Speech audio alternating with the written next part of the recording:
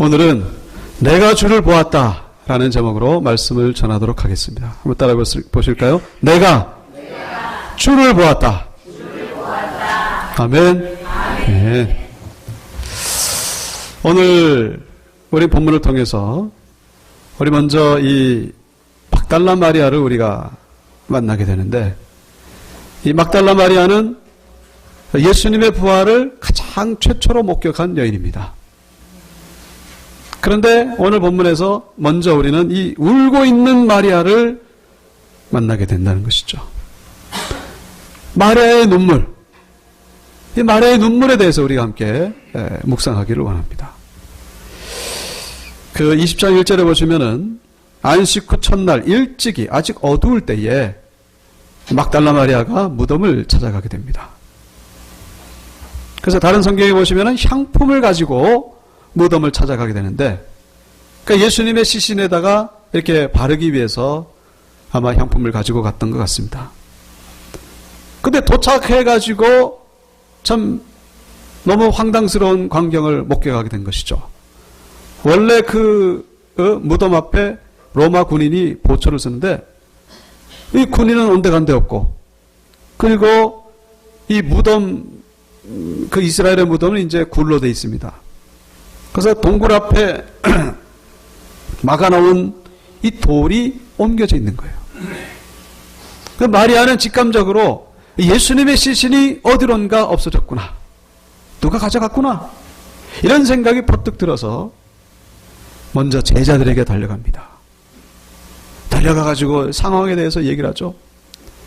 그랬더니 마리아의 말을 듣고 무덤으로 달려온 두 사람이 바로 베드로와 요한이었습니다.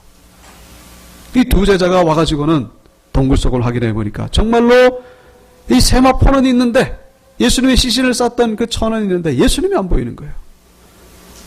그 제자들이 너무 황당하고 난감해가지고, 사실은 부활하셨는데 이 부활의 주님을 찾을 생각 안 하고 그냥 황당한 채 다시 집으로 돌아가고, 근데 막달라 마리아는 그 무덤에서 그냥 남아서 무덤을 보면서 울고 있는 장면을 우리가 오늘 볼 수가 있는 것이죠. 근데 여기서 이제 울고 있다는 것이 그냥 단순히 눈물을 흘린다는 그런 눈물이 아니라, 사람이 사랑하는 가족이 죽었을 때, 그래서 클라이오라고 하는 그런 헬라어 단어를 쓰는데, 막 그냥 통곡을 하는 그런 눈물입니다. 이 가족이 죽으면은 그런 눈물이 나오지 않습니까? 사랑하는 사람이 잃었을 때에.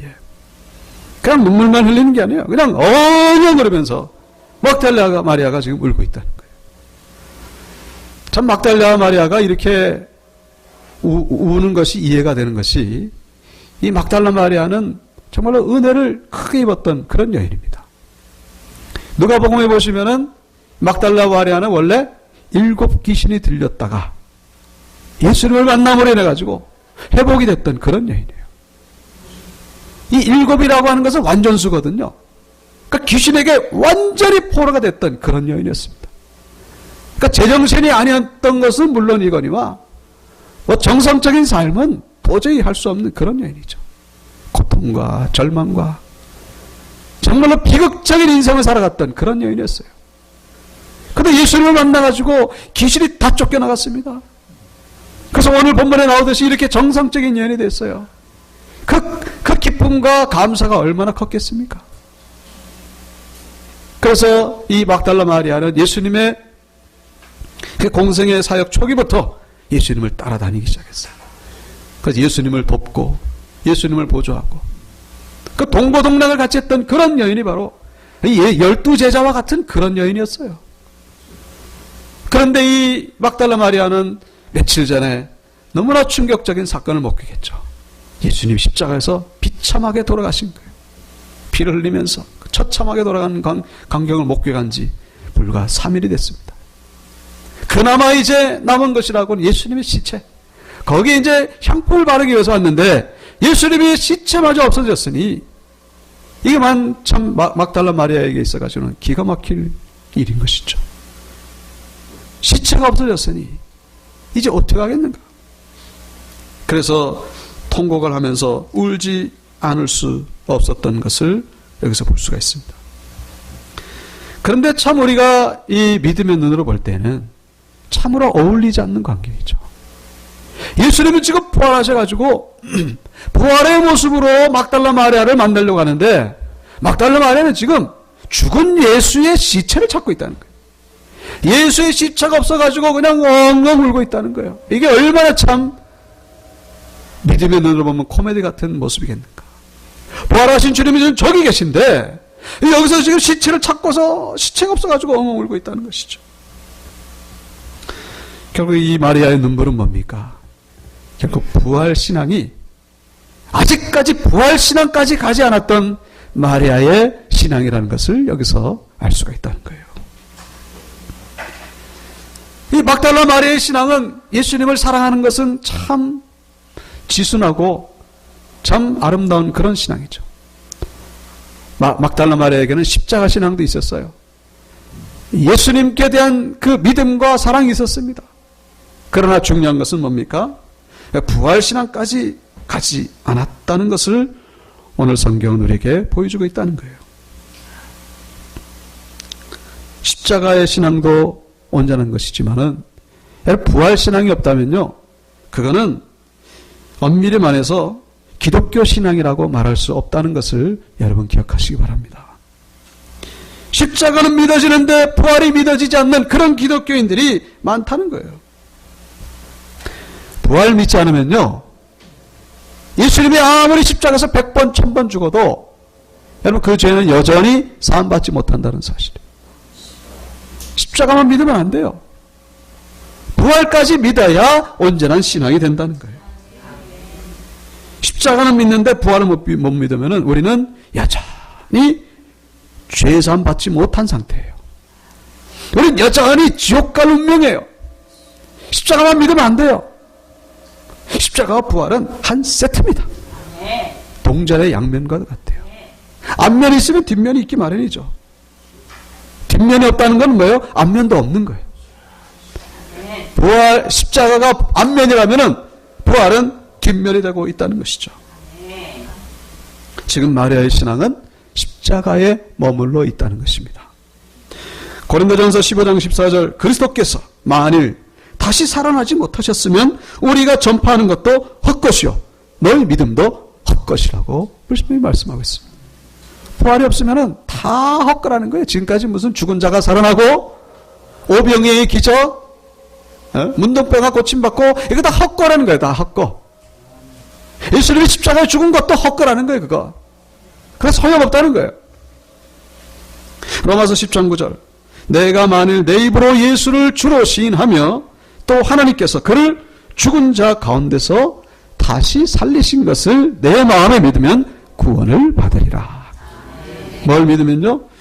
다시 살리신 것을 마음에 믿으면 구원을 받는다고 말씀하고 있죠. 로마서 4장 25절, 예수는 우리가 범죄한 것 때문에 내줌이 되고 또한 우리를 의롭다 하시기 위하여 살아나셨느니라. 만약에 살아나지 않았다면 의롭지가 않다는 거야, 아직까지. 부활절이라고 하는 것은 이 기독교와 다른 종교를 구분시켜주는, 결정적으로 구분시켜주는 절기입니다. 다른 종교에도 뭐 교주의 탄생일이 있잖아요.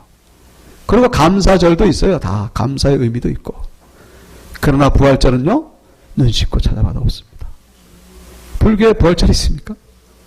이슬람교에 무슨 부활절이 있습니까? 거기는 그 무덤을 신봉해요. 무덤을. 석가모니의 사리를 모신 탑이 신진사리 탑이라 그러잖아요.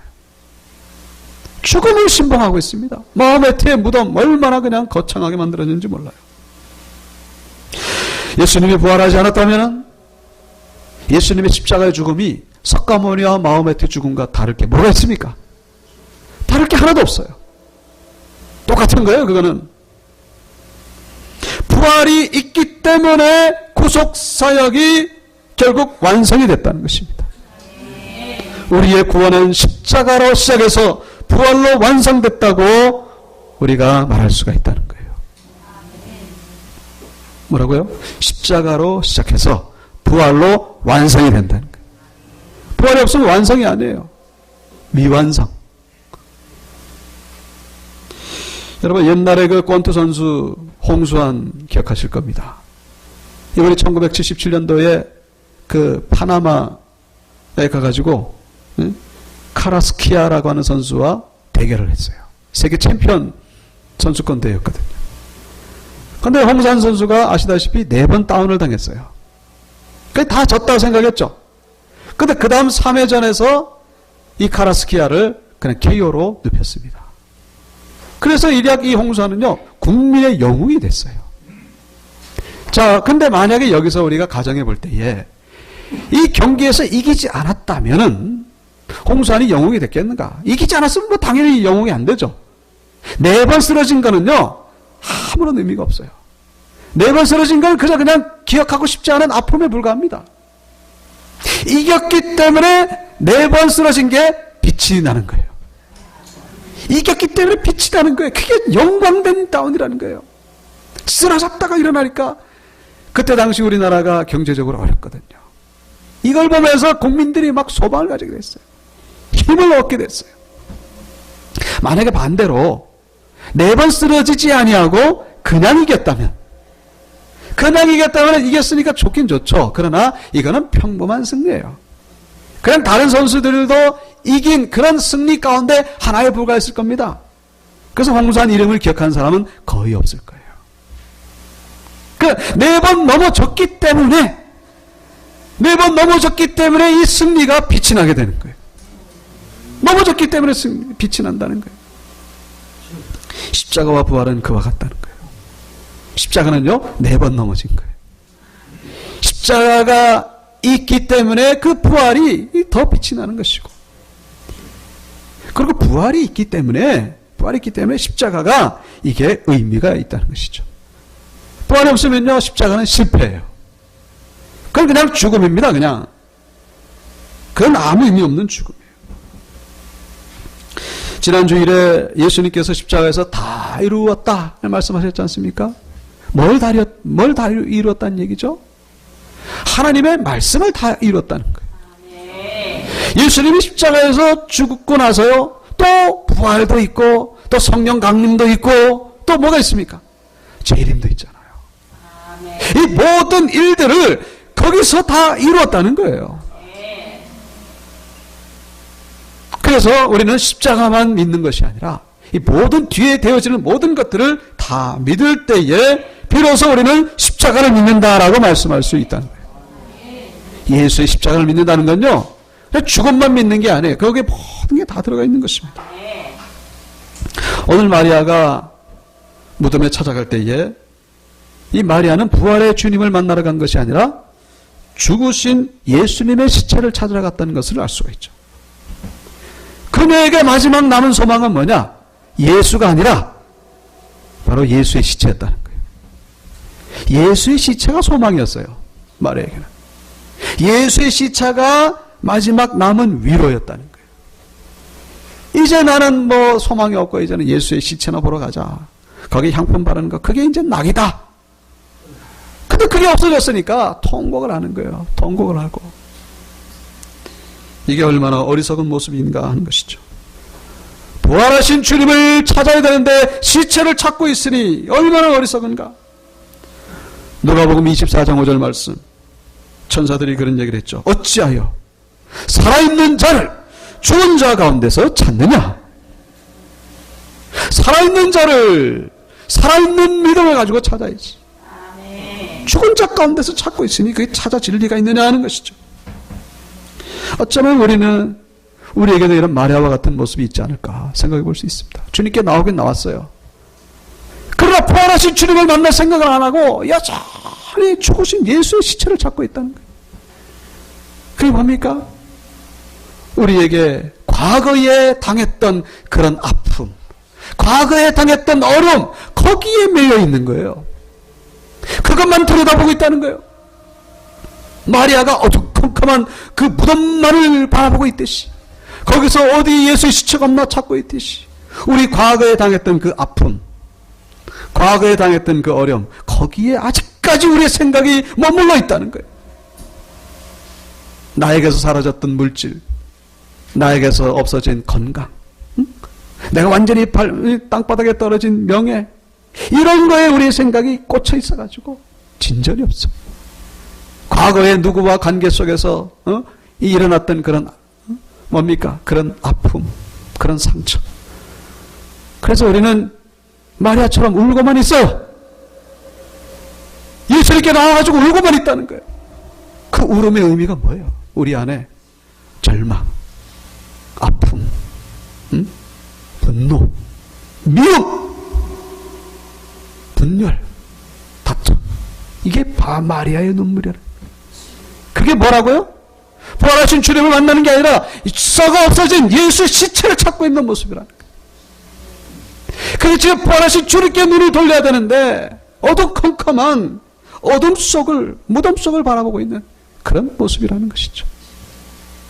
이 마리아의 눈물을 이제는 그만 스탑해야 된다는 거예요. 여러분, 무덤을 바라보지 마시고 예수의 시체를 찾지 마시고 부활하신 주님을 찾기를 축원합니다. 부활하신 주님께 눈을 돌리라는 거예요.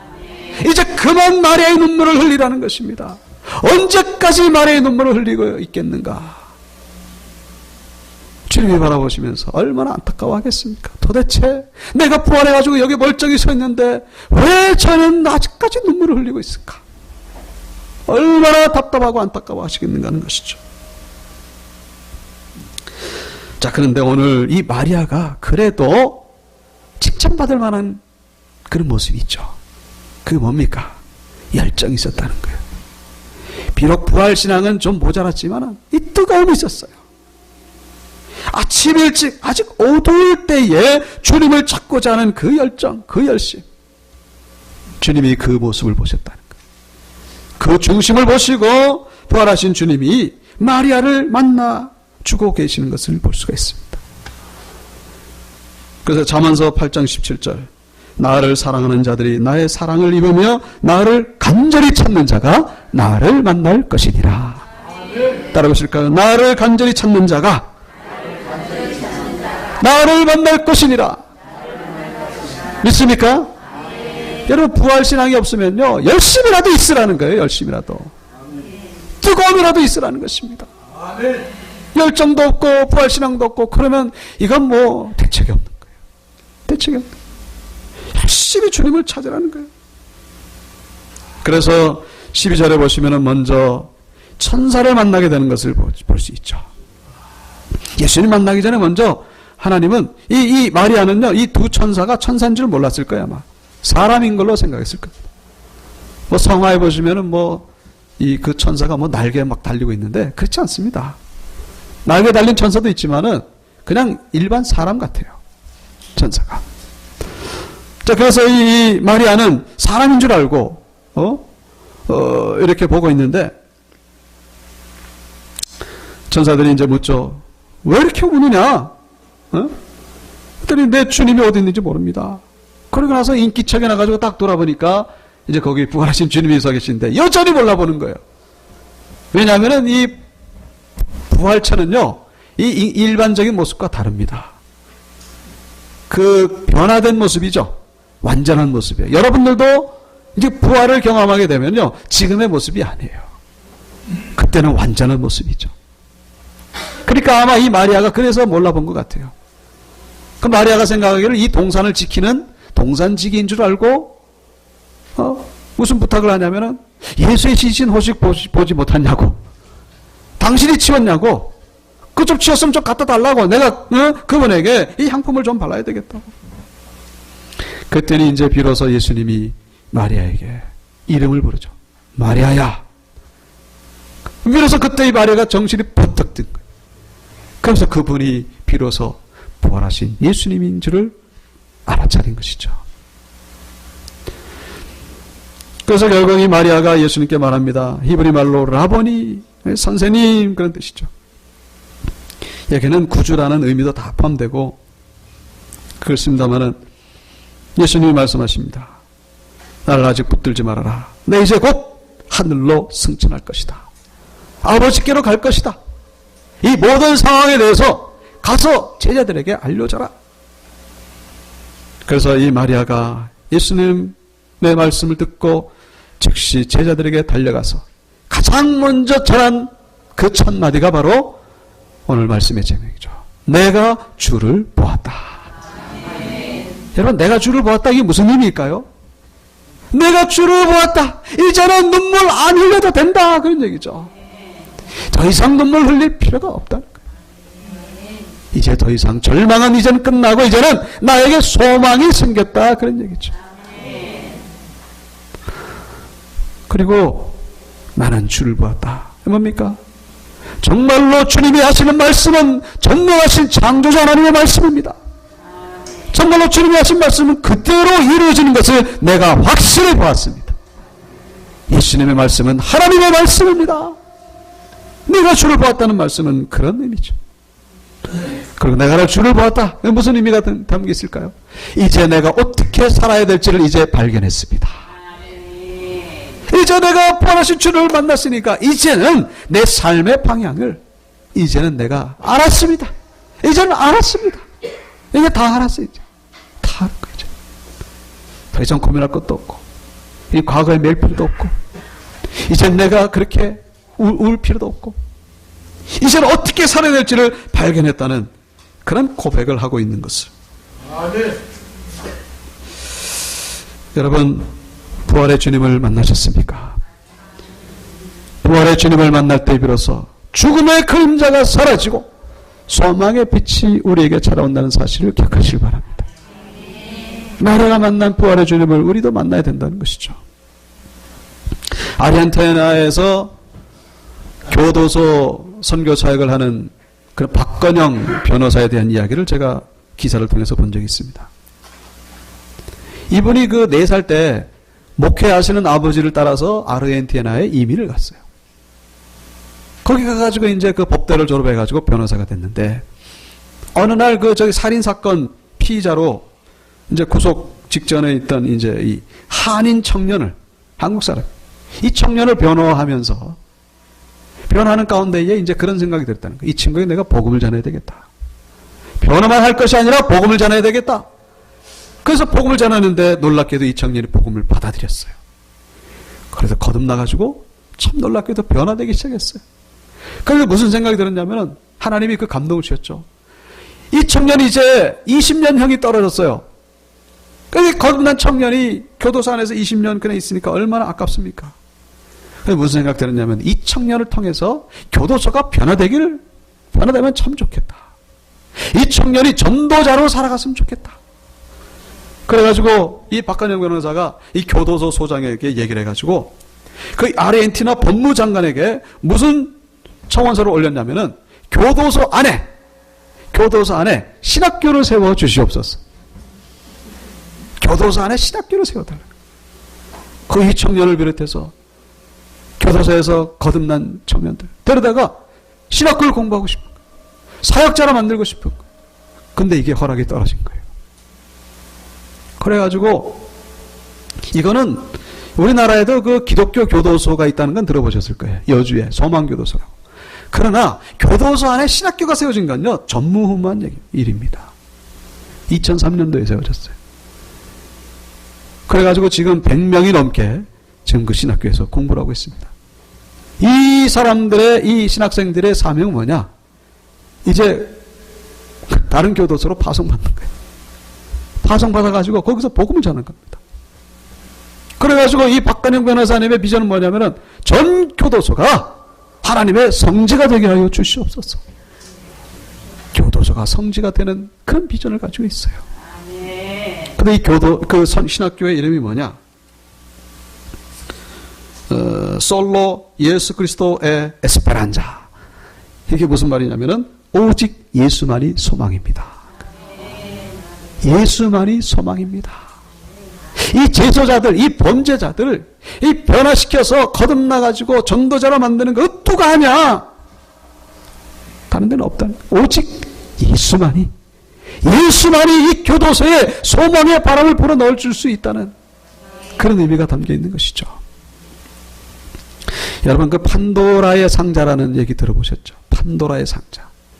이게 그 그리스 신화에 나오는 얘기인데, 그 제우스가 판도라라는 여인을 만들었어요. 제가 그냥 얘기를 하고 들으세요. 이 여인을 만들어 놓고 이름을 판도라라는 이름을 지어줬는데, 그 여인에게 상자를 하나 주면서, 야, 너는 이제 세상에 나가서 살아라. 그래서 이 여인이, 그래도 이제 상자를 절대로 열면 안 된다, 그런 명령을 받고 이제 세상에 와서 살았어요. 근데 이 여인이 이제 세상에서 행복하게 살았는데, 상자를 볼 때마다 궁금해서 미치겠는 거예요. 도대체 저게 뭐가 들어있을까? 뭐가 들어있길래 도대체 열어보지 말라 그런 것일까? 그래서 에라 모르겠다. 호기심에 결국 뚜껑을 탁 열었습니다.